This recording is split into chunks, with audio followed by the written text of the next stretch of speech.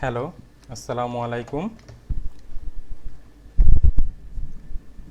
ভাষান take সরকারি কলেজের আজকের এই আইসিটির ক্লাসে আপনাদের সবাইকে আমন্ত্রণ জানাচ্ছি। আমি খন্দকার শাহাদাত হোসেন উৎসব। আশা করি সবাই ভালো আছেন। এতদিন পরে প্রত্যক্ষভাবে নয়, পরোক্ষভাবে সবার মাঝে আসতে পেরে সত্যিই ভালো লাগছে। আর সবাইকে একটু জানিয়ে রাখছি, কেউ কমেন্ট করবেন না আপাতত। কমেন্ট করার সময় আমি দেব, যখন সময় দেব কমেন্ট করার তখন কমেন্ট করবেন। কমেন্ট আপাতত পড়া হবে না।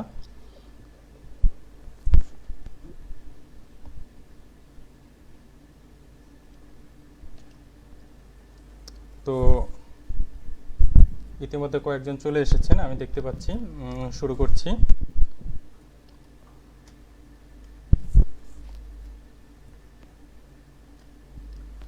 এমন সুন্দর একটি উদ্যোগের অনুমতি প্রদানের জন্য প্রথমেই কৃতজ্ঞতা স্বীকার করছি ও বিশেষ ধন্যবাদ জানাচ্ছি আমাদের সম্মানিত অধ্যাপক মাহমুদা খাতুন মহোদয়ের প্রতি। জনাব ডক্টর মোহাম্মদ বজলুর রহমান স্যার সহ এই মহৎ উদ্যোগ বাস্তবায়নে যারা পরিশ্রম করেছেন সংশ্লিষ্ট সকলের প্রতি আমার বিশেষ শ্রদ্ধা।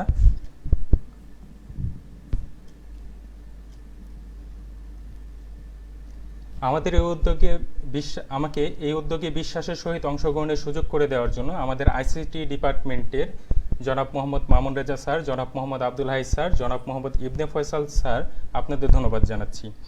আর একটু বলে রাখছি, কারিগরির সমস্যার সম্মুখীন হলে অথবা লাইভ সেশনে অনিচ্ছাকৃত ভুল হয়ে থাকলে প্রথমেই শিক্ষক মণ্ডলী এবং উপস্থিত প্রিয় ছাত্রছাত্রীদের সকলকে বিষয়টি ক্ষমাসুন্দর দৃষ্টিতে দেখার জন্য অনুরোধ রইল।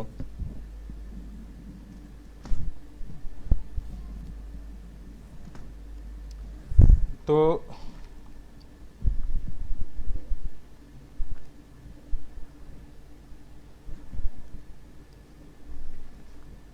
তো প্রথমে কিছু কথা বলে নিচ্ছি ক্লাস শুরু করার আগে। অনেকজন চলে এসেছে দেখছি। তোমরা কমেন্ট করলে, যখন কমেন্ট করবে তখন কমেন্টটি আমার কাছে আসতে 20 থেকে 25 সেকেন্ডের মতো সময় লাগে। 20 থেকে 25 সেকেন্ডের মতো সময় লাগে। তো কমেন্ট করার সাথে সাথে কেউ আনসারের অপেক্ষা করবে না। আমি কমেন্ট করার সময় দেব, তখন কমেন্ট করবে, এখন কমেন্ট করবে না। আর অনলাইনে ক্লাসের কিছু সুবিধাও আছে, যে কিছু সমস্যাও আছে। সমস্যাগুলো না বলে সুবিধাগুলো বলি। ভিডিওটি সেভ হয়ে থাকবে, তোমরা কিন্তু আবার চাইলে আবার দেখে নিতে পারবে। এবং বোর্ডে লেখার যে সময়টুক, সেই সময়টুক নষ্ট হয় না, সময় বেঁচে যায় আর বেশি পড়া যায়। এবং সেই মনোবল নিয়েই আমি শুরু করছি আজকের ক্লাসটি। আর পরিশেষে বলে রাখছি, তোমাদের জন্য আজকের ক্লাস শেষে অল্প ছোট্ট একটি গিফট আছে। এই ক্লাসের একটি প্র্যাকটিক্যাল আমি আজকে নেব তোমাদের, যেহেতু আজকে সুযোগ হয়েছে কম্পিউটার সামনে বসে ক্লাসটি নিচ্ছি প্র্যাকটিক্যাল নেওয়ার। এই চ্যাপ্টারে কিন্তু একটা প্র্যাকটিক্যাল হয়, তোমরা জানো কিনা জানি না। এই চ্যাপ্টারের প্র্যাকটিক্যালটা অনেক গুরুত্বপূর্ণ। যারা কম্পিউটার সায়েন্স নিয়ে পড়ালেখা করবে, আশা করি এখানে সায়েন্স, আর্টস, কমার্স সহ এই 3 সেকশনের সবাই উপস্থিত আছো। তো যারা কম্পিউটার সায়েন্স নিয়ে পড়ালেখা করবে তারা কিন্তু এই চ্যাপ্টারের উপর ভিত্তি করে অনেক মানে অপরচুনিটি থাকবে তোমাদের, ঠিক আছে? যারা রোবোটিক্স নিয়ে, নেটওয়ার্কিং নিয়ে কাজ করতে চাও, তারা কিন্তু এই চ্যাপ্টারটা খুব ভালো করে পড়তে হবে।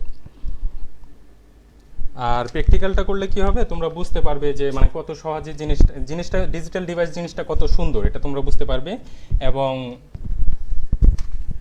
তোমাদের কিন্তু মনে রাখতে সহজ হবে, ঠিক আছে? তাহলে চলো শুরু করা যাক। আর আবারও বলছি, কেউ কমেন্ট করবে না, যখন কমেন্ট করতে বলবো তখন কমেন্ট করবে। তো তোমরা আজকে জানো যে আজকে তৃতীয় অধ্যায় তোমাদের নেওয়া হবে। তৃতীয় অধ্যায়ের 2টা অংশ আছে, একটা হচ্ছে সংখ্যা পদ্ধতি এবং দ্বিতীয় অংশটি আছে বুলিয়ান অ্যালজেব্রা ও ডিজিটাল ডিভাইস। আজকে আমি দ্বিতীয় অংশটি নিয়ে আলোচনা করব। তো তোমাদের বলে রাখি, এই যে এই চ্যাপ্টারের তৃতীয় চ্যাপ্টারের শেষে যে তোমাদের সারসংক্ষেপ, এটা অনেকে দেখতে পাচ্ছ না হয়তো, বা লেখাটা একটু ছোট, তোমাদের বইয়ে দেখবে প্রত্যেক অধ্যায়ের শেষে সারসংক্ষেপ আছে। তৃতীয় অধ্যায়ের শেষে যে সারসংক্ষেপের কোশ্চেন, এখানে কিছু উত্তর দেওয়া আছে, ছোট প্রশ্ন, এগুলো একটু পড়ে নেবে, ঠিক আছে? আর আজকে আমরা কি কি শিখবো একটু দেখে নিচ্ছি। আর ডিজিটাল ডিভাইস কি, বুলিয়ান অ্যালজেব্রা কি, বুলিয়ান অ্যালজেব্রার মৌলিক ক্রিয়া, বুলিয়ান পোস্টুলেট বা সত্য সিদ্ধ, সাধারণ অ্যালজেব্রা ও বুলিয়ান অ্যালজেব্রার মধ্যে পার্থক্য, এটা বইয়েও দেওয়া আছে, Boolean variable, Boolean constant, duality principle, সত্যক সারণী, logic gate, classification of logic gates, মৌলিক লজিক গেট সমূহ এবং সর্বজনীন লজিক গেট সমূহ অ্যান্ড গেট, অর গেট এবং নট গেট। তো এইগুলো নিয়ে আমরা মূলত আলোচনা করব, আর তারপর যদি সময় থাকে তখন আমরা ন্যান্ড গেট, নর গেট, এক্সর গেট এগুলো নিয়ে পরবর্তী ক্লাসে আলোচনা করব আর কি, যদি আল্লাহ তৌফিক দেয়। আর এছাড়াও এই চ্যাপ্টারে কিছু গুরুত্বপূর্ণ বিষয় আছে, যেগুলো হচ্ছে ন্যান্ড গেট দিয়ে কীভাবে অন্যান্য গেট বাস্তবায়ন করতে হয়, নর গেট দিয়ে কীভাবে বাস্তবায়ন করতে হয়, এগুলো সামনে আমরা শিখবো ইনশাল্লাহ। আর বুলিয়ান উপপাদ্য, মৌলিক উপপাদ্য এগুলো সম্পর্কে জানবো, ডি মর্গানস থিওরিম, তারপর তোমার যে কোনো লজিক সার্কিট থেকে কিভাবে সমীকরণ লিখতে হবে, যে কোনো সমীকরণ থেকে কিভাবে লজিক সার্কিট অঙ্কন করতে হয়। তারপর এছাড়া এই অধ্যায়ের কিছু গুরুত্বপূর্ণ বিষয় হচ্ছে এনকোডার, ডিকোডার, হাফ হেডার, ফুল হেডার, তারপরে দুটি হাফ হেডারের সাহায্যে কীভাবে ফুল হেডার বাস্তবায়ন করতে হয়, ফ্লিপ ফ্লপ আর কাউন্টার দুই ধরনের আছে, সিঙ্ক্রোনাস কাউন্টার। আর হাফ হেডার ফুল হেডারে ভালোভাবে বুঝতে হলে তোমাদের সব অর পজ সম্পর্কে একটু ধারণা লাগবে। আমি চেষ্টা করব সবগুলো চ্যাপ্টার নেওয়ার, সবগুলো বিষয় শেষ করার চেষ্টা করব। এবং পুরো সেশনটা যদি শেষ করা যায়, অর্থাৎ আমি যেন ক্লাসে যেভাবে পড়াই পুরো বইটা আগে ভালো করে পড়ে নেই, ভালো করে বুঝে নেই, তারপর আমরা কোশ্চেন সলভ করার চেষ্টা করি। এবং তোমাদের এভাবে এটা শুরু করব, আমি পুরো সেশনটা যদি ভালোভাবে পড়তে পারি তোমরা কিছু বোর্ড কোশ্চেনের সমাধান তোমরা অলরেডি পেয়ে যাবে। অর্থাৎ এগুলো বাসায় নিজেরা ট্রাই করলেও পারবে, অথবা আমিও যদি পারি দেখিয়ে দেবো ইনশাল্লাহ। এর মধ্যে কিছু কোশ্চেন আছে, এগুলো তোমাদের আমি ছবি দিয়ে দেবো কমেন্টে, তোমরা ছবিগুলো এগুলো পেয়ে যাবে ইনশাল্লাহ। তো এগুলো সেভ করে রাখার কোনো দরকার নেই, আমি এগুলো স্কিপ করে যাচ্ছি, ঠিক আছে, যেহেতু আমাদের সময় খুব স্বল্প সময়। তো প্রথম যেটা শুরু করছি সেটি হচ্ছে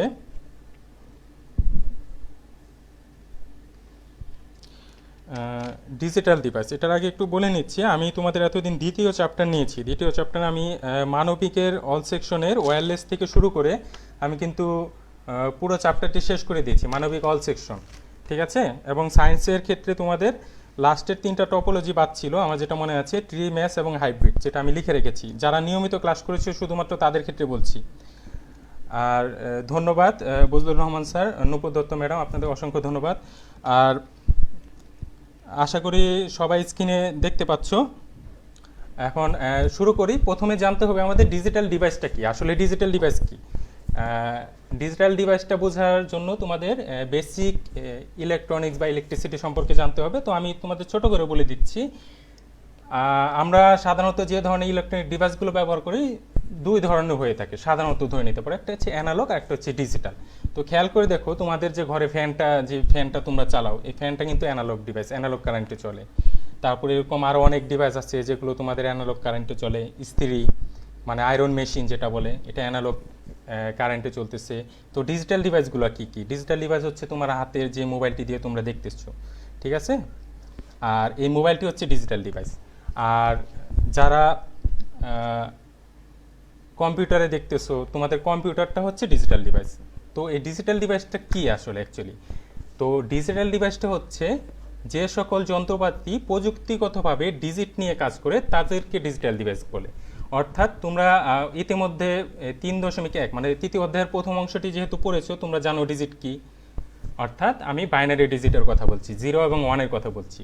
তো তৃতীয় অধ্যায়ের প্রথম অংশটি ভালোভাবে যেহেতু তোমাদের শেষ হয়েছে, আমি ধরে নিচ্ছি তোমরা 0 এবং 1 সম্পর্কে, অর্থাৎ বাইনারি যে দুটি সংখ্যা, এই দুটি সংখ্যা সম্বন্ধে তোমাদের মোটামুটি ধারণা আছে। অর্থাৎ যে সকল যন্ত্রে বাইনারি পদ্ধতির সাহায্যে হিসাব নিকাশ করা হয় তাদেরকে ডিজিটাল ডিভাইস বলে। যেমন ক্যালকুলেটর কিন্তু একটি ডিজিটাল ডিভাইস। আর এখন দেখে নেই বুলিয়ান ভেরিয়েবল বা চলক কি। এখন এই দুটা জিনিস একটু বলে রাখছি। ভেরিয়েবল হচ্ছে এমন একটা জিনিস, যে কোনো ক্ষেত্রে তোমাদের আরেকটা চ্যাপ্টার আছে দেখবা, প্রোগ্রামিং নামে একটা চ্যাপ্টার আছে, প্রোগ্রামিং ল্যাঙ্গুয়েজ, অর্থাৎ সি প্রোগ্রামিং করানো হয় এখানে, ওইখানেও দেখবে ভেরিয়েবল আছে। তো এখানেও বুলিয়ান ভেরিয়েবল বলা হচ্ছে। তো বুলিয়ান ভেরিয়েবলটা কি? ভেরিয়েবল যেখানেই দেখবা ধরে নিবা যে ভেরিয়েবল হচ্ছে চলক, অর্থাৎ মনে করবা এটা কোনো একটা খালি বাক্স, ঠিক আছে। এই খালি বাক্সটাতে তোমরা যে কোনো কিছু ক্যারি করতে পারবে। অর্থাৎ এই বাক্সটা যদি আমি এই বাক্সটাতে যদি, যেমন ধরো তোমাদের কলেজের ব্যাগে তোমরা কি এক এক দিন এক এক ধরনের বই ভরে নিয়ে আসো, তাই না? তো এই ভেরিয়েবলটা হচ্ছে এমন টাইপের জিনিস যেটার মধ্যে তোমরা কোনো সংখ্যা ক্যারি করতে পারবে। আর যেহেতু আমি ডিজিটাল ডিভাইস পড়াচ্ছি তোমাদের, তো এখানে তোমরা ডিজিটাল ডিভাইসের ক্ষেত্রে তোমরা ডিজিট ক্যারি করতে পারবে ভেরিয়েবলের মধ্যে। কিন্তু কি কি ডিজিট ক্যারি করতে পারবে? 0 এবং 1, অনলি 0 এবং 1। কারণ কি, আমরা ডিজিটাল ডিভাইস নিয়ে কাজ করছি এবং ডিজিটাল ডিভাইসে 0 এবং 1ই ব্যবহার হয়। অর্থাৎ ভেরিয়েবলের মধ্যে আমি 0 রাখতে পারবো অথবা 1 রাখতে পারবো, তাই না? অথবা আমি যে কোনো ভেরিয়েবলের আমি নাম ডিক্লেয়ার করলাম, যেমন মনে করো আমি যদি বলি এখানে দেখো y = a + b বলা আছে, তাই না? এর জন্য মনে করো এখানে a এবং b দুইটাই হচ্ছে ভেরিয়েবল, এখানে নাম ডিক্লেয়ার করে দিয়েছি। অর্থাৎ তোমার যে ব্যাগটা বললাম, কলেজের ব্যাগটা, এখানে এ হচ্ছে ব্যাগ, বি হচ্ছে ব্যাগ। অর্থাৎ এ এর মধ্যেও তুমি সংখ্যা ক্যারি করতে পারবে, বি এর মধ্যেও সংখ্যা ক্যারি করতে পারবে। এখন বিষয়টা হচ্ছে তুমি কি সংখ্যা ক্যারি করবে। এর মধ্যে কি তুমি 1 ক্যারি করবে নাকি 0 ক্যারি করবে? এছাড়া কিন্তু অন্য সংখ্যা রাখা যাবে না, আবারও বলে নিচ্ছি। অর্থাৎ শুধুমাত্র 0 এবং 1 যে কোনো একটি সংখ্যা রাখতে হবে, ঠিক আছে? আচ্ছা, তো এখন দেখে নেই ধ্রুবকটা কি। ধ্রুবকটা হচ্ছে সরাসরি মানটাকেই ধ্রুবক বলা ধরে নিতে পারো, ঠিক আছে? অর্থাৎ আমি এর মধ্যে যে সংখ্যাটা রাখছি সেটাই হচ্ছে ধ্রুবক। যেমন দেখো এখানে ডাকের ক্ষেত্রে কি আছে, বুলিয়ান অ্যালজেব্রায় যার মান সময়ের সাথে অপরিবর্তিত থাকে তাকে বুলিয়ান ধ্রুবক বলে। অর্থাৎ মানটা কিন্তু এখানে চেঞ্জ করতে পারবে না। পূর্বে কি ছিল তোমার, দেখে নাও একটু পূর্বে দেখো, বুলিয়ান ভেরিয়েবলের ক্ষেত্রে পূর্বে কি ছিল, এখানে a + b ছিল। অর্থাৎ a এর মধ্যে তুমি 0 অথবা 1 যে কোনো একটি রাখতে পারবে। অর্থাৎ মানটা কিন্তু তুমি পরিবর্তনও করতে পারছো, 0 রাখতে পারছো অথবা 1 রাখতে পারছো, তাই না? কিন্তু এই ক্ষেত্রে দেখো, বুলিয়ান ধ্রুবকের ক্ষেত্রে দেখো, তুমি কিন্তু মান চাইলেই পরিবর্তন করতে পারবে না। কারণ কি, এখানে যেমনের ক্ষেত্রে দেখো, যেমনটা যে আছে, যদি y = 0 + 1 এর জন্য মনে করি, তাহলে এখানে 1 এবং 0 হচ্ছে বুলিয়ান ধ্রুবক। অর্থাৎ 0 এবং 1 কিন্তু পূর্বে থেকেই বলে দেওয়া আছে। ধন্যবাদ স্যার। তো এখানে 0 এবং 1 কিন্তু পূর্বে থেকেই বলে দেওয়া আছে। অর্থাৎ 0টা কিন্তু পরিবর্তন করা যায় না, মানে মানটা আমি বলেই দিয়েছি। যে যেমন ধরো আমি যদি তোমাদের আরেকটু সহজ করে উদাহরণ দিই, আমি যদি বলি যে আমি কারো কাছ থেকে কিছু টাকা ধার নিয়েছি, এখানে কিন্তু আমি উল্লেখ করিনি কত টাকা। এখানে টাকাটা কিন্তু যা খুশি তাই হতে পারে, তাই না? এটা কিন্তু আমি জানি, তোমরা কিন্তু বলতে পারছো না, তাই না? তো আমি যদি আবার এখানে বলি আমি কারো কাছ থেকে 5 টাকা নিয়েছিলাম কালকে, তো এখানে কিন্তু আমি 5 টাকা উল্লেখ করে বলেছি। অর্থাৎ 5টা কিন্তু আর পরিবর্তন হবে না। এটা কিন্তু তুমি যখন আরেকজনকে বলবে তখন কিন্তু বলতে পারবে যে না, কত টাকার এখানে আমাদের কত টাকা লেনদেন হয়েছে, তাই না? ঠিক তেমনভাবে এখানে 0 আর 1 থাকলে এটা চেঞ্জ করা যাবে না। অর্থাৎ ধ্রুবক পরিবর্তন হয় না, আর ভেরিয়েবলের মান আমরা ইচ্ছা মতো বসিয়ে নিতে পারি, ঠিক আছে? এটা খেয়াল রাখবে। আবারও বলে নিচ্ছি, ধ্রুবক কিন্তু পরিবর্তন হয় না, ধ্রুবক হচ্ছে মানটা, আর ভেরিয়েবলটা হচ্ছে আমরা ইচ্ছা মতো ভেরিয়েবলের জায়গায় মান নিব, ঠিক আছে? আচ্ছা, বুলিয়ান অ্যালজেব্রার দুটি সম্ভাব্য মান 0 এবং 1কে একটি অপরটির পূরক বলা হয়। এখানে পূরকটা একটু জেনে নাও। পূরকটা হচ্ছে রিভার্স জিনিস, অর্থাৎ নট গেটের ক্ষেত্রে কাজ করে। আচ্ছা, নট গেট যেহেতু আমি এখনো যাইনি, তো আমি বলে নিই। অর্থাৎ এটা উল্টো, আমি মানে 0-র উল্টো হচ্ছে 1, 1-এর উল্টো হচ্ছে 0, এই ক্ষেত্রে একটিকে অপরটির পূরক বলা হয়। আর এখানে কিন্তু উল্টোর ক্ষেত্রে তুমি খেয়াল রাখবে, আমরা যেহেতু ডিজিটাল ডিভাইস নিয়ে কাজ করছি, প্রথমেই বলেছিলাম 0 এবং 1 যে কোনো একটি হবে, তাই না? অর্থাৎ এর বাইরে কিন্তু অন্য সংখ্যা কল্পনা করা যাবে না। সেই ক্ষেত্রে 0-র বিপরীত অবশ্যই 1 হবে এবং 1-এর বিপরীত অবশ্যই 0ই হবে। এছাড়া 2 বা 3 অন্য ডেসিমাল সংখ্যা চিন্তা করা যাবে না, ঠিক আছে? আরেকটি এখন দেখে নিই আমরা বুলিয়ান অ্যালজেব্রা কি। যৌক্তিক চলক, আমরা কিন্তু একটু আগে দেখেছি যে আমাদের চলকটা কি, মানে ভেরিয়েবল, ঠিক আছে? যৌক্তিক চলক অর্থাৎ যে ভেরিয়েবলের উপর আমি যুক্তি প্রয়োগ করছি যে না, এই ভেরিয়েবলটার এই রিজনে এই কাজটা হবে, মানে আমি একটা শর্ত জুড়ে দিচ্ছি। সেই ক্ষেত্রে যৌক্তিক চলক এবং যুক্তিমূলক অপারেশন সমূহের সহযোগে গঠিত গণিতকে বুলিয়ান বীজগণিত বলে। অর্থাৎ আমি যখন দুটা চলক নিয়ে কাজ করব, দুটা চলকের উপর অবশ্যই আমি যুক্তি দিয়ে কাজ করব। যেমন ধরো আমি যদি একটি ছোট্ট উদাহরণ দেই, তোমাদেরকে যদি আমি বলি যে আজকের ক্লাসটি যারা মনোযোগ দিয়ে ক্লাসটি করবে এবং বাসায় চর্চা করবে তারা অধ্যায়টা ভালো করে বুঝতে পারবে। অর্থাৎ তোমাকে কিন্তু এখানে আমি দুটো শর্ত দিয়ে দিয়েছি। অর্থাৎ আজকের ক্লাসটি যারা মনোযোগ দিয়ে ক্লাসটি করবে এবং বাসায় চর্চা করবে, দুটাই কিন্তু করতে হবে, আমি বলে দিয়েছি, দুটা যদি করো তখন কিন্তু তোমরা অধ্যায়টা বুঝতে পারবে। অর্থাৎ আমি তোমাকে দুটা যুক্তি দিয়ে দিয়েছি। এরকম যৌক্তিক চলক এবং যুক্তিমূলক অপারেশন সমূহের সহযোগে গঠিত গণিতকে বুলিয়ান বীজগণিত বা বুলিয়ান অ্যালজেব্রা বলে। আচ্ছা, ঠিক আছে, এখন আমরা দেখে নেই বুলিয়ান অ্যালজেব্রার তিনটি মৌলিক ক্রিয়া আছে। ঠিক আছে, অর্থাৎ মৌলিক ক্রিয়া মানে কাজ আর কি, মৌলিক কাজ তো বুঝো, অর্থাৎ প্রধান কাজ, তিনটি প্রধান কাজ। বুলিয়ান অ্যালজেব্রার তিনটি প্রধান কাজ হচ্ছে logical or operation, logical and operation আর লজিক্যাল নট অপারেশন। এখানে প্রত্যেকটার আগে দেখেছো লজিক্যাল আছে, অর্থাৎ একটু আগে যে আমি যুক্তির কথাটা তোমাদের বুঝিয়ে বললাম, এখানে কিন্তু প্রত্যেকটার আগে যুক্তি কথাটা উল্লেখ আছে। যৌক্তিক যোগের ক্রিয়া, যৌক্তিক গুণের ক্রিয়া এবং যৌক্তিক পূরকের ক্রিয়া। অর্থাৎ এই তিনটা বিষয় নিয়ে আমরা সামনে বিস্তারিত বুঝবো। এই চ্যাপ্টারে তিনটা মৌলিক, মানে এই চ্যাপ্টারের বেসটাই হচ্ছে তোমাদের লজিক্যাল অ্যান্ড অর এবং নট। ঠিক আছে, এটা নিয়ে আমরা কাজ করব। তো তোমরা মনে রাখতে পারবে না, তোমরা যারা খাতা নিয়ে বসেছো তারা খাতার মধ্যে এই জিনিসটা একটু নোট করে রাখতে পারো যে বুলিয়ান অ্যালজেব্রার মৌলিক কাজ বা ক্রিয়া অ্যান্ড অর নট। ঠিক আছে, এটা একটু নোট করে রাখতে পারো।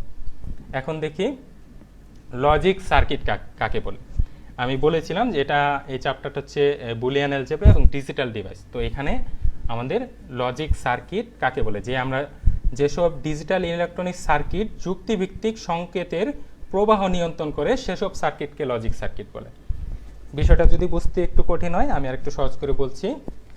খেয়াল করে দেখো, যেসব ডিজিটাল ইলেকট্রনিক সার্কিট, অর্থাৎ ধরে নিবা যে এমন কোনো ধরনের সার্কিট আছে যেটা যুক্তিভিত্তিক সংকেতের, অর্থাৎ আমি যে তোমাকে একটু আগে দুটা যুক্তি দিয়েছিলাম যে আজকের ক্লাসটা যারা ভালো করে অ্যাটেন্ড করবে এবং বাসায় নিজে চর্চা করবে, দুটা যুক্তি দিয়েছিলাম না, এই দুটা যুক্তির প্রবাহের নিয়ন্ত্রণ করে।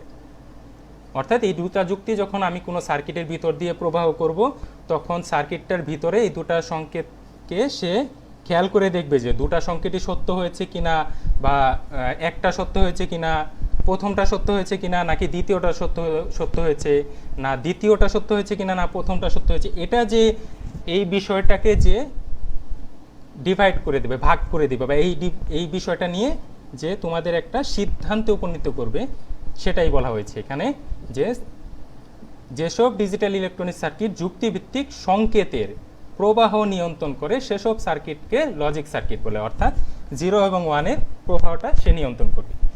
এখন দেখো মৌলিক লজিক গেট কাকে বলে। আমরা বলেছিলাম না একটু আগে, আমরা দেখেছিলাম যে তোমাদের ডিজিটাল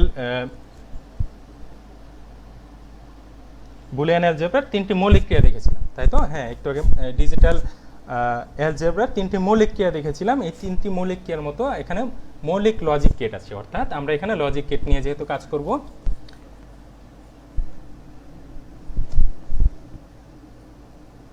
আচ্ছা, ঠিক আছে স্যার, আচ্ছা ধন্যবাদ।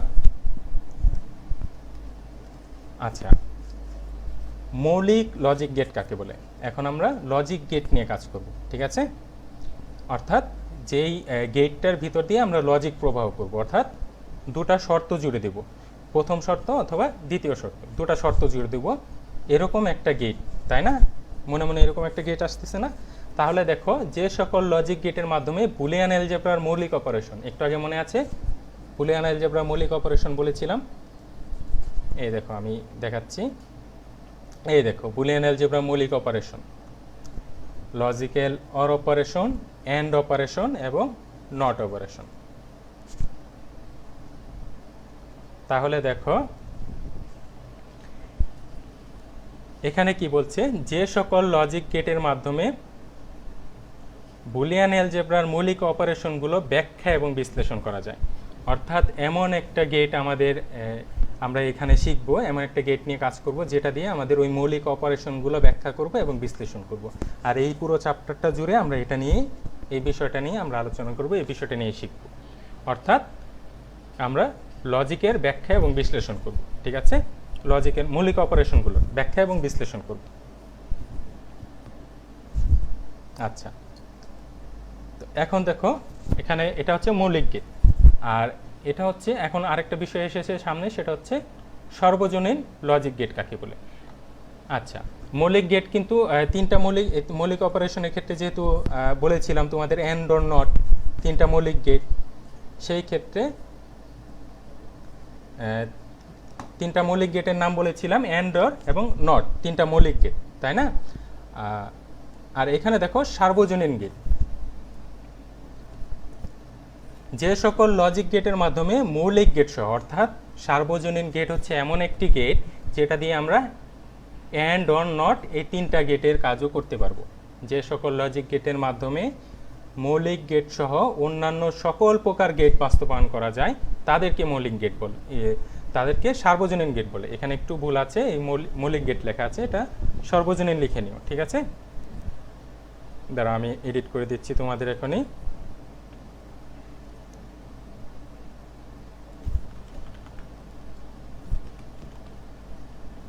আচ্ছা ঠিক আছে,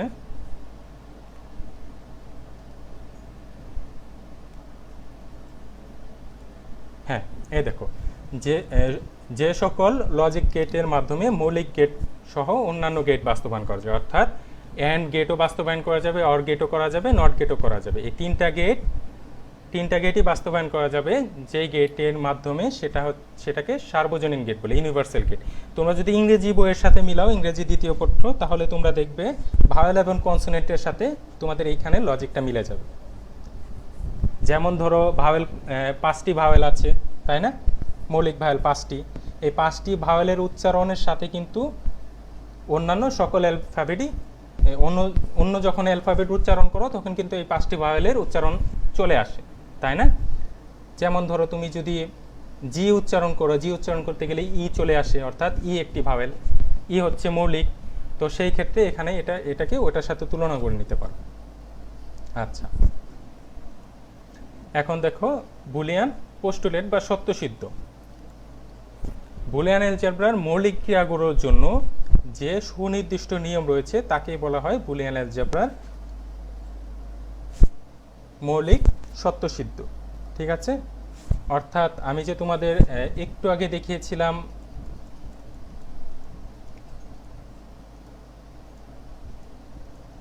এই যে দেখো, তোমাদের যে এখানে আমি দেখিয়েছিলাম লজিক্যাল অ্যান্ড অর নট, এই তিনটা বিষয় নিয়ে কিন্তু আবার আমি কথা বলছি।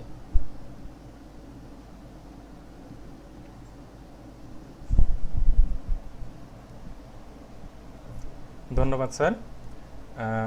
তো এখানে দেখো,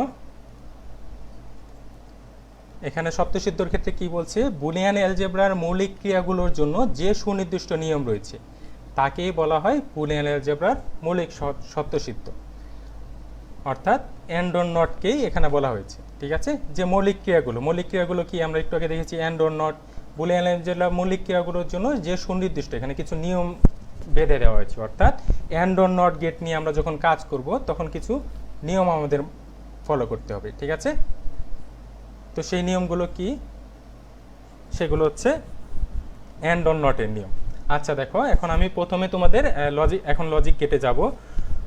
তো আমাদের মৌলিক লজিক গেট নিয়ে আজকে যেহেতু আমি আলোচনা করব, তো মৌলিক লজিক গেটের প্রথমে হচ্ছে অ্যান্ড অর নট, ঠিক আছে? আমি তোমাদের প্রথমে নট গেট দিয়ে শুরু করি। দেখো এখানে এই দেখো নট গেট, ঠিক আছে? নট গেটের অপারেশনটা দেখো কেমন হয়েছে। জিরোর উপরে দেখো একটা বার আছে, এই যে দেখো এখানে একটা, দেখো এই যে আমার কার্সরটা দেখতে পাচ্ছ কিনা যায় না, এখানে দেখো একটা বার আছে জিরোর উপর, অর্থাৎ জিরোকে নট করে দিয়েছি। এই বারটা যদি থাকে এটাকে বলবে জিরো বার, অথবা জিরো নটও বলতে পারো, অথবা জিরোকে যখন বার করা হয়েছে বা জিরোকে যখন নট করা হয়েছে তখন অপর পাশে জিরোটা উল্টে কি হয়ে গেছে, 1 হয়ে গেছে। কারণ কি আমরা কি জানি, জিরো এবং 1 ছাড়া অন্য কোনো সংখ্যাই এখানে নেই। ডিজিটাল ইলেকট্রনিক্সে জিরো এবং 1 নিয়ে কাজ করা হয়, তাই না? তাহলে জিরো যখন নটের ক্ষেত্রে কি হচ্ছে, দেখো নটের ক্ষেত্রে জিরোটা উল্টে যাচ্ছে, অর্থাৎ জিরোটা উল্টে যে 1 হয়ে যাচ্ছে। এবং 1কে যখন নট করা হচ্ছে, দেখো এই যে নিচের লাইনে দেখো 2 নাম্বার লাইনে দেখো 1কে যখন নট করা হচ্ছে, 1কে যখন নট করা হচ্ছে, কেউ মেসেজ করবে না, 1কে যখন নট করা হচ্ছে তখন দেখো ওয়ানটা উল্টে জিরো হয়ে যাচ্ছে, অর্থাৎ জিরোকে যখন নট করা হচ্ছে জিরোটা উল্টে ওয়ান হয়ে যাবে, এবং ওয়ানকে যখন নট করা হবে ওয়ানটা উল্টে জিরো হয়ে যাবে, অর্থাৎ উল্টো হয়ে যাবে। এটা হচ্ছে নট গেটের কাজ, ঠিক আছে। আচ্ছা, এখন দেখো, এখন হচ্ছে or gate, logical or operation. Or গেটটাকে তোমরা যোগের সাথে তুলনা করবে, ঠিক আছে। যোগের সাথে কিভাবে তুলনা করবে আমি দেখি।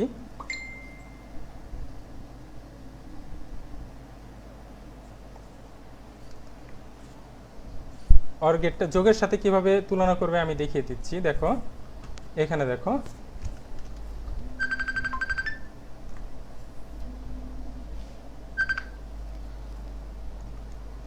এই দেখো আমার যেহেতু এখানে তোমরা জানো এখানে আমাদের লকডাউন চলতেছে, আমি এটাতে লেখার জন্য যে ডিভাইসটা সেই ডিভাইসটা কিন্তু আমার কাছে নেই, ঠিক আছে। তো হাতের লেখাটা একটু খারাপ হতে পারে, এটার জন্য আমি ক্ষমা চেয়ে নিচ্ছি পূর্বেই।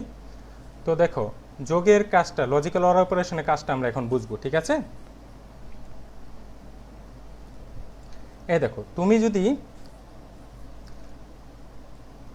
সাতের সাথে আমরা যদি 5 যোগ করি, অর্থাৎ সাতের সাথে যদি আমরা 5 যোগ করি, তাহলে কি আমাদের এখানে একটা আনসার আসবে না? এখানে কি আনসার জিরো হবে? কখনো জিরো হবে না। আচ্ছা, এখানে দেখো জিরোর সাথে যখন আমরা এখানে 1 যোগ করব, জিরোর সাথে 1 যোগ করব, এখানে কি আনসার আসবে আমাদের? এটা তো পারো অবশ্যই, তাই না? অর্থাৎ এখানেও আনসার আসছে, তাই না? এখানে আনসার কি আসবে? এখানে 1 আসবে, জিরোর সাথে 1 যোগ করলে, আর এখানে একটি আনসার চলে আসবে। অর্থাৎ যোগের ক্ষেত্রে আনসার অবশ্যই আসবে, এটা খেয়াল রাখবে। যোগের ক্ষেত্রে কি দেখলাম আমরা? আনসারটা কিন্তু আসে, তাই না? তাহলে আমাদের যে গেটটা ছিল, আমরা গেটটাতে যাই, অর গেট। যে অর গেটটাতে ছিল, অর গেটটাতে আমরা দেখতে পাচ্ছি যে যখন কোনো ভ্যালু থাকে আনসার অবশ্যই আসে, জিরোর সাথে যোগ হোক অথবা জিরোর সাথে একই যোগ হোক অথবা যাই যোগ হোক, যোগের ক্ষেত্রে আনসার আসতেছে, তাই না? তাহলে দেখো প্রথম লাইনটা দেখো, 0 প্লাস 0, অর্থাৎ জিরোর সাথে যখন 0 যোগ করছি তখন কিন্তু আনসার 0ই আসতেছে, এখানে কিন্তু আনসার আসবে না। অর্থাৎ জিরোর সাথে 0 যোগ করলে 0, এটা সবাই জানো। এই যে জিরোর সাথে 1 যোগ করতেছো, এখানে কিন্তু 1 আসবে আনসার। আমরা একটু আগে দেখে নিলাম, জিরোর সাথে যখন নর্মালি আমরা গণিতের ক্ষেত্রে জানি, সাধারণ গণিতের ক্ষেত্রে জিরোর সাথে 1 যোগ করলে 1 আসে। আবার দেখো 1 এর সাথে 0 যোগ করলে 1 আসতেছে, আর সবার লাস্টের লাইনে দেখো 1 এর সাথে 1 যোগ করলে 1 আসে। এখন তোমরা অনেকে কোশ্চেন করতে পারো যে স্যার 1 এর সাথে 1 যোগ করলে কিভাবে 1 আসলো, এখানে 1 0 কেন হলো না? আমি প্রথমেই বলে নিয়েছি যে আমাদের আউটপুট আসবে যে কোনো একটি, অর্থাৎ এখানে একটি সংখ্যায় ক্যারি করতে হবে, আউটপুট একটি ক্যারি করতে হবে। তো একটি ক্যারি করলে আমরা 0 নয়তো 1 ক্যারি করতে পারবো আউটপুটটা। যে লাল সংখ্যাগুলো দেখছো এখানে 0 নয়তো 1 যে কোনো একটি থাকবে, দুটি কিন্তু থাকবে না। অর্থাৎ আমরা দুটি সিদ্ধান্ত থেকে যে কোনো একটি সিদ্ধান্তে উপনীত হব, ঠিক আছে, দুটি সিদ্ধান্তের উপর ভিত্তি করে। অর্থাৎ 1, সবার লাস্টের লাইনটার ক্ষেত্রে দেখো 1 প্লাস 1 ইকুয়াল টু 1ই হবে, ঠিক আছে। আর এটা মনে রাখার জন্য তোমরা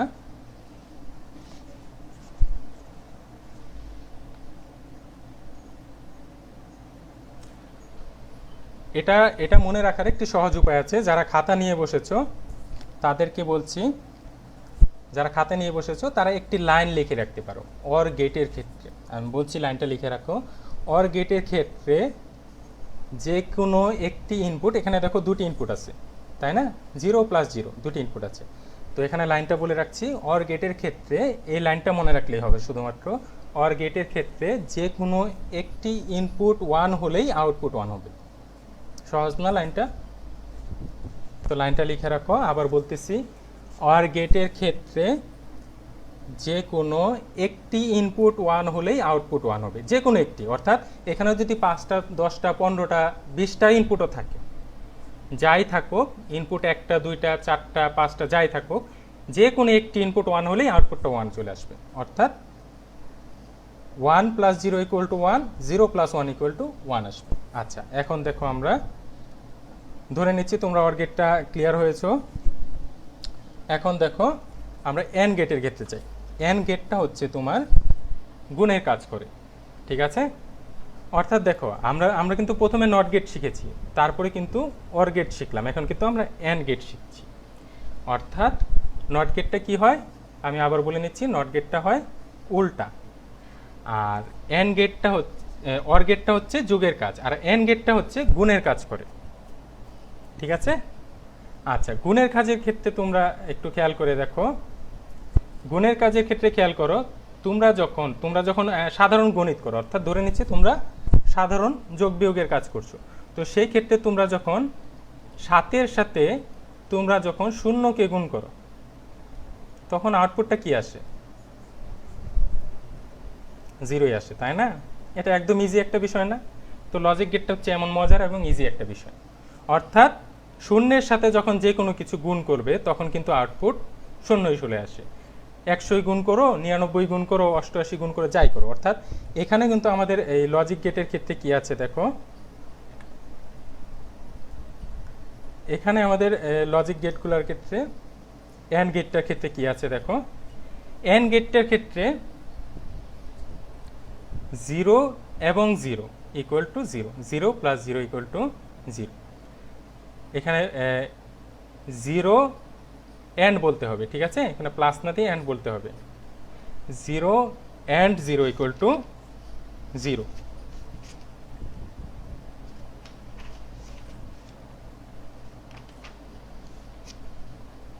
এখানে প্লাস হবে না, প্লাসটা একটু আমি এডিট করে দিচ্ছি, এটার জন্য, এই বিষয়টার জন্য দুঃখিত।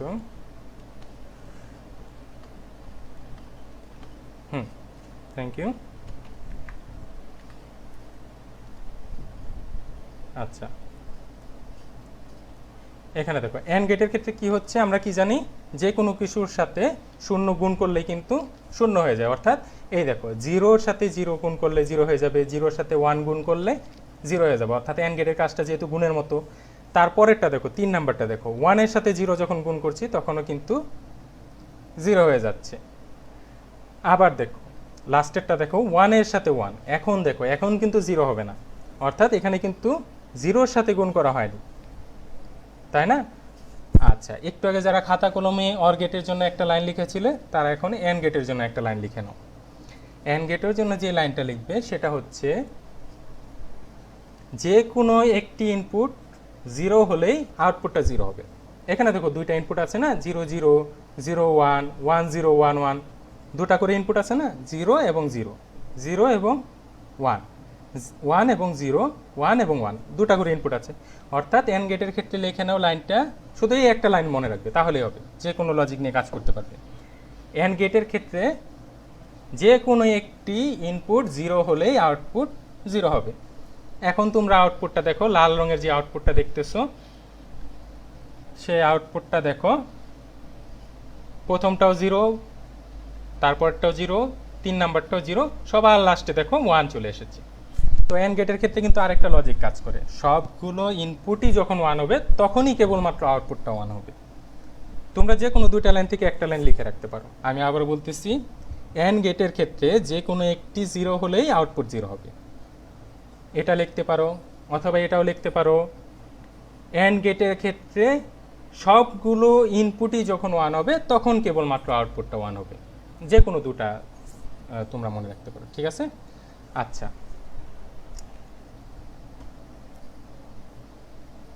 আচ্ছা, এখানে দেখো সাধারণ অ্যালজেব্রা এবং বুলিয়ান অ্যালজেব্রার মধ্যে পার্থক্য আছে, এটা তোমরা বইয়ে আছে, বইয়ে তোমরা একটু দেখে নেবে, ঠিক আছে।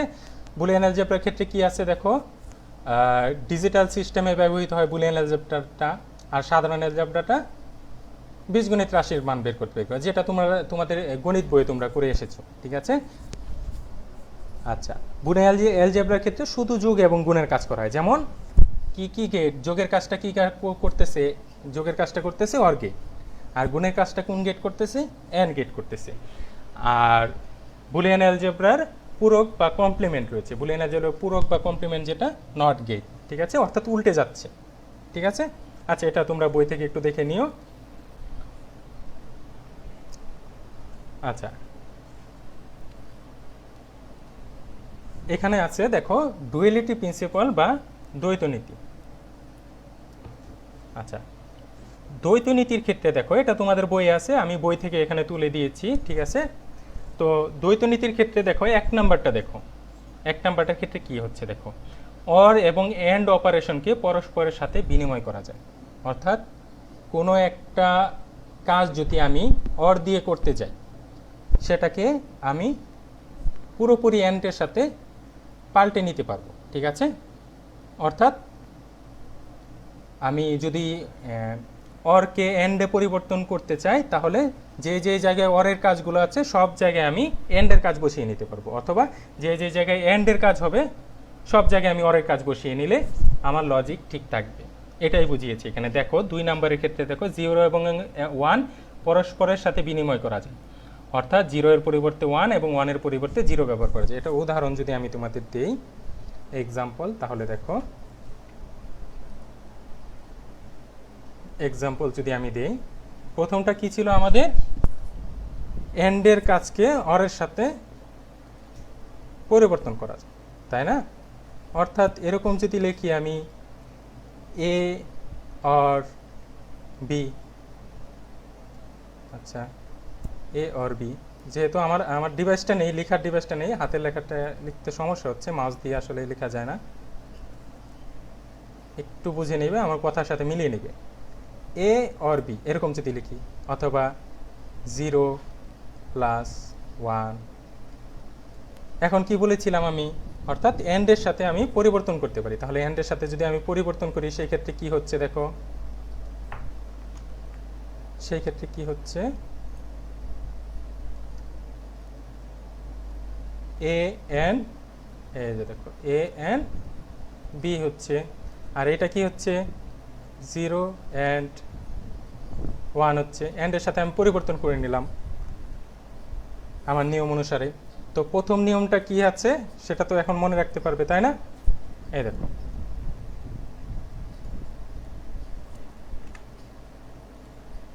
আমরা ডুয়ালিটি প্রিন্সিপালের ক্ষেত্রে আবার দেখি, প্রথম নিয়মটা আছে দেখো, এই দেখো অর ও এন্ড অপারেশনকে পরস্পরের সাথে বিনিময় করা যায়। অর্থাৎ অর অপারেশনকে এন্ড অপারেশন দিয়ে এবং এন্ড অপারেশনকে অর অপারেশন দিয়ে পরিবর্তন করা যায়। এখন মনে থাকবে না। আচ্ছা, এরপর 2 নাম্বারটা দেখো, 0 এবং 1কে পরস্পরের সাথে বিনিময় করা যায়। অর্থাৎ 0 এর পরিবর্তে 1 এবং 1 এর পরিবর্তে 0 ব্যবহার করা যায়।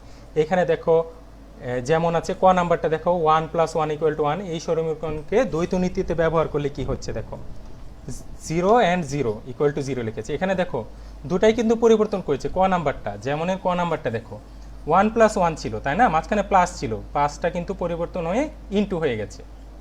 আর 1 + 1 ছিল, এখানে কিন্তু 0 + 0 লিখেছে। অর্থাৎ ডুয়ালিটি প্রিন্সিপাল ব্যবহার করেছে। এটা তোমরা একটু বাসায় খেয়াল করে দেখবে, আরও সহজ করে বুঝতে পারবে। অর্থাৎ x + 1 = 1, এই সমীকরণে যদি দ্বৈত নীতি ব্যবহার করি, এখন কি হবে, এক্সটা তো আমরা জানি কি ভেরিয়েবল, ভেরিয়েবলটা এক্সই রেখেছি, আর 1টাকে আমরা পরিবর্তন করে 0 করে দিয়েছি, আর মাঝখানে প্লাসটা পরিবর্তন করে ইনটু দিয়ে দিয়েছি, খ নাম্বারটা, ঠিক আছে। আচ্ছা, ধন্যবাদ। এখন দেখো ট্রুথ টেবিল সম্পর্কে আমরা একটু দেখে নিই, যেহেতু আমাদের অল্প একটু সময় আছে। আচ্ছা, ট্রুথ টেবিলটা দেখো, ট্রুথ টেবিল আঁকার পূর্বে তোমরা প্রথমেই জানতে হবে আমরা কয় ঘর ট্রুথ টেবিল আঁকবো। অর্থাৎ একটা সূত্র তোমরা মনে রাখবে, ঠিক আছে, জেনে নিতে হবে আমরা কত ঘর রাখবো। এই সূত্রটা হচ্ছে 2^n। ট্রুথ টেবিল আঁকার পূর্বে আমরা দেখে নেব। এখানে 2 হচ্ছে বাইনারি 2, বাইনারি বেজের 2, আর এনটা হচ্ছে আমরা কয়টা ইনপুট থাকবে সেটা, ঠিক আছে। আমরা দেখে নিই এখন। এই দেখো, আমি যদি একটা ট্রুথ টেবিল আঁকতে যাই, অর্থাৎ আমি যদি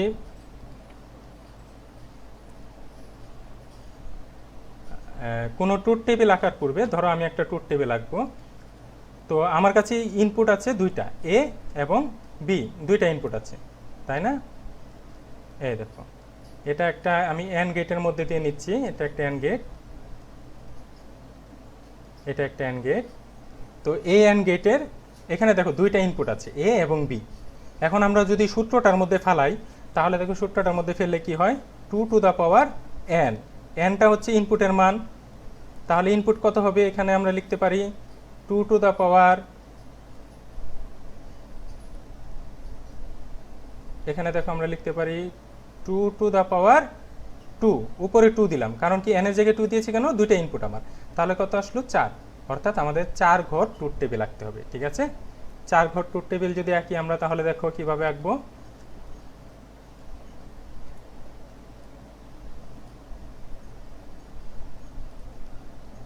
এই দেখো 4 ঘর ট্রুথ টেবিল যদি আঁকি আমরা, প্রথমে আমি এই যে ট্রুথ টেবিলের এই যে দাগটা দেখে নিলাম, বা সত্যক সারণীর দাগটা। ঠিক আছে,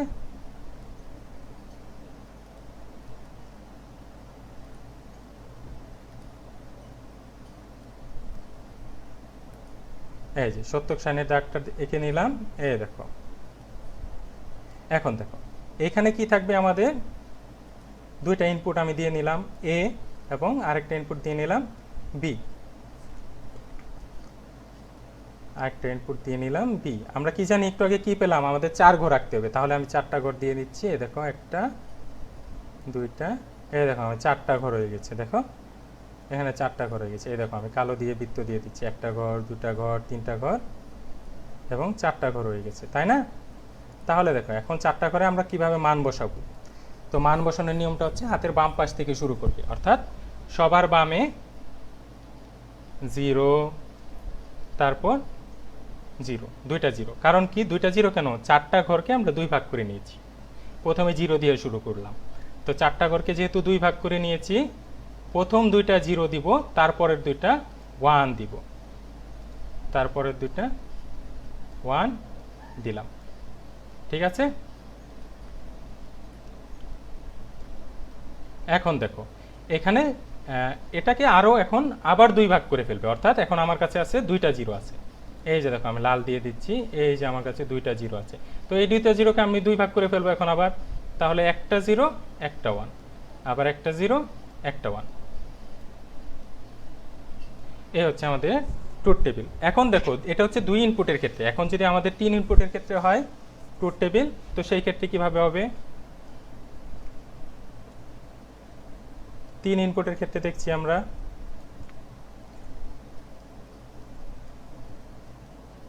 এই দেখো একটা ইনপুট এ, দ্বিতীয় ইনপুট হচ্ছে আমাদের বি, আর তৃতীয় ইনপুট হচ্ছে আমাদের সি।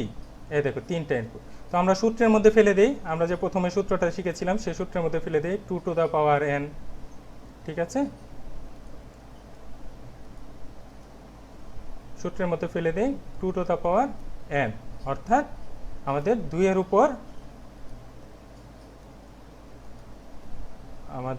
এর উপর 3টা ইনপুট, তাই না?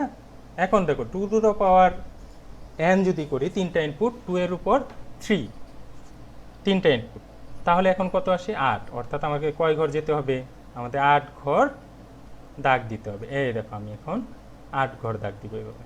ঠিক আছে, এই দেখো, অর্থাৎ আমরা কয় ঘর ট্রুথ টেবিল আঁকতে হবে এটা কিন্তু আমরা এখন বুঝতে পারছি। ঠিক আছে, আমরা কিন্তু সহজে এখন বের করতে পারবো, আমরা ইনপুট দেখেই বের করতে পারবো আমাদের কয় ঘর ট্রুথ টেবিল আঁকতে হবে। 2 3 4 5 6 7, এই যে 8 ঘর হয়ে গেছে আমাদের। এখন দেখো আমাদের যেহেতু 8 ঘর হয়েছে, এই 8টাকে আবার আমরা 2 ভাগ করব। এই 8টাকে 2 ভাগ করলে আমাদের কত আসে, 4 এবং 4। ঠিক আছে, অর্থাৎ 2 ভাগ করে ফেলেছি। এখন দেখো প্রথম 4টা হবে 0, আমরা 0 দিয়ে শুরু করব, একটু আগে বলেছিলাম। প্রথম 4টা হবে 0, এরপরের 4টা হবে 1। ঠিক আছে, এখন বুঝতে পারছো। এখন দেখো পরেরটার ক্ষেত্রে কি করব, বি এর ক্ষেত্রে কি করব। বি এর ক্ষেত্রে দেখো আমাদের কাছে এখানে এ এর ক্ষেত্রে প্রথম 4টা 0, যে সবুজ রঙের 0গুলো যাচ্ছে, এখানে 4টা 0 আছে না, এই 4টা 0কে আবার 2 ভাগ করে ফেলবে। তাহলে 2 ভাগ করলে কত হবে, 2টা 2টা হবে। তাহলে প্রথমে 0 দিয়ে শুরু করব, প্রথমে 2টা 0। বি এর ক্ষেত্রে 2টা 0, তারপর 2টা 1, আবার 2টা 0, 2টা 1। এখন 2টা করে নিব। ঠিক আছে, 2টা 1। এখন দেখো এখন বি এর ক্ষেত্রে আমার 0 কয়টা আছে, 2টা আছে। এখন এটাকে আবার 2 ভাগ করে ফেলবো, তাহলে একটা একটা হয়ে যাবে। তাহলে সি এর ক্ষেত্রে হবে একটা 0 একটা 1, একটা 0 একটা 1, একটা 0 একটা 1, এভাবে দিয়ে যাবো। এখন আমরা যে কোনো ট্রুথ টেবিল আমরা রাখতে পারবো না, আশা করি রাখতে পারবো। ঠিক আছে, তো ট্রুথ টেবিলে কিছু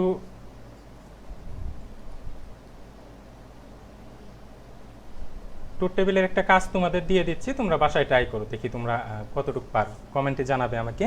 সেটা হচ্ছে 4 ইনপুট এবং 5 ইনপুটের জন্য ট্রুথ টেবিল লাগবে, ঠিক আছে?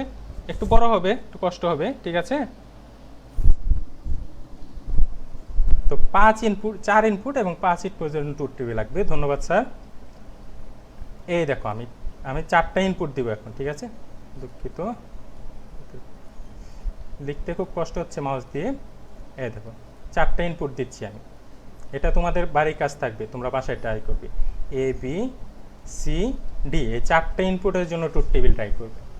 আবার 5টা ইনপুটের জন্য ট্রাই করে দেখবে, সূত্রটা ফেলে নিবে, ঠিক আছে? এ বি সি এবং ডি, এরপর এই 5টা ইনপুটের জন্য ট্রাই করবে। এটা দিয়েছি, এটা তোমাদের কখনো আসবে না, লাগবে না, কিন্তু এটা যদি তোমরা করতে পারো, এটা দিয়েছি তোমাদের চর্চা করার জন্য, ঠিক আছে? তোমাদের 4 ইনপুট পর্যন্ত আসতে পারে। সাধারণত ডিজিটাল লজিকে 4 ইনপুট নিয়ে কাজ করা হয়। তোমরা যদি যারা ইঞ্জিনিয়ারিং করতে যাবে তখনই দেখবে সাধারণত ছোটোখাটো কাজগুলো, মানে বেসিক যে ডিজিটাল লজিক যে সাবজেক্টগুলো আছে, বেসিক সাবজেক্টগুলো প্রথম সেমিস্টারের দিকে, সেগুলো থেকে 4 ইনপুটের নিয়ে কাজ করবে। তো এটা তোমাদের কাজ থাকলো। আর এটা কাজটা সমাধান করতে গেলে তোমরা সূত্রে ফেলাবে, যে আমি একটু সমাধান দিয়ে দিই, 2 টু দ্য পাওয়ার n এর জায়গায় ইনপুটের মানটা বসাবে, ঠিক আছে? এখানে কয়টা ইনপুট? 4টা ইনপুট। তো n এর জায়গায় ইনপুটের মান বসালে যা আসবে সেভাবে ট্রুথ টেবিলটা আঁকবে। আর এখানে দ্বিতীয়টার ক্ষেত্রেও তোমরা একই কাজ করবে, ঠিক আছে? তো এটা তোমাদের কাজ থাকলো। আর এই চ্যাপ্টারে যে প্র্যাকটিক্যালটা আজকে করাবো বলেছিলাম, প্র্যাকটিক্যালটা আমি নেক্সট ক্লাসে ইনশাল্লাহ যদি সুযোগ হয় আমি প্র্যাকটিক্যালি একদম দেখিয়ে নেব। আজকে তোমরা এই কাজটা করো, আগে ট্রুথ টেবিলের কাজটা তোমরা সমাধান করো। মৌলিক গেটগুলো, যেগুলো তোমাদের মৌলিক গেটের কাজগুলো ছিল, অ্যান্ড অর নট গেটে যে লজিকগুলো তোমাদের বুঝালাম, সেই লজিকগুলো তোমরা আরেকবার একটু বাসায় চর্চা করো, এই ভিডিওটা আরেকবার দেখবে, ঠিক আছে? আচ্ছা, তো যারা এতক্ষণ আমার সাথে ছিলেন, সম্মানিত আমার শ্রদ্ধেয় শিক্ষক মহোদয়, স্যার আপনাদের সবাইকে অসংখ্য ধন্যবাদ। ফয়সাল স্যার আপনাকে ধন্যবাদ, মামুন স্যার আপনাকে ধন্যবাদ এতক্ষণ আমার সাথে থাকার জন্য। তানিয়া ম্যাডামকেও ধন্যবাদ। জানার আপনারা কমেন্ট করেছেন আমি দেখছি, আর এখান থেকে তো দেখা যাচ্ছে না, আমি অন্য একটা ডিভাইস দিয়ে দেখছি। আসলে যারা যারা ছিলেন, হাই স্যার সবাই আপনাদের, হাই স্যারও ছিলেন, তো ওনাদের স্যার আপনাদের সবাইকে ধন্যবাদ। সবাই সুস্থ থাকেন, ঘরে থাকেন, নিরাপদে থাকেন, আর আমার জন্য দোয়া করবেন। সবার জন্য দোয়া রইল। ভালো থাকবেন, ধন্যবাদ, আসসালামু আলাইকুম।